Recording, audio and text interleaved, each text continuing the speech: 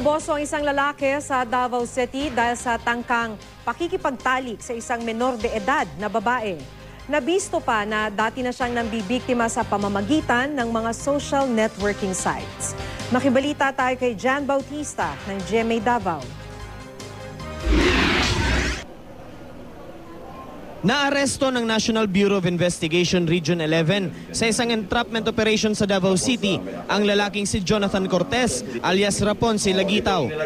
Ayon sa NBI, isang babaeng 15 taong gulang ang nagreklamo laban kay Cortez.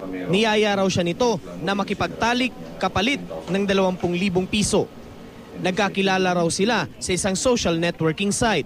Bago inaresto si Cortez, binigyan niya ang biktima ng isang withdrawal slip na pirmado niya. Ito raw ang gagamitin ng menor de edad para makuha sa bangko ang pera. Nang suriin ito ng pulisya, peke pala ang account number sa withdrawal slip. Hindi talaga account number. This is allegedly a telephone number, a landline number in Manila ng kanyang relative. So makita mo talagang nandun yung element na mangilad siya. Then itong amount, wala. So mailad ang babae, usually. Then maghingi pa siya ng cash.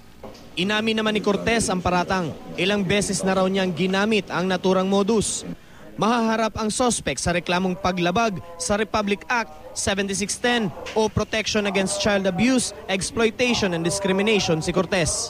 Muli namang nagpaalala ang mga otoridad na bigyan ng patnubay ang mga anak sa paggamit nila ng internet, lalo na ng social networking sites. John Bautista, Nagbabalita, Pilipinas.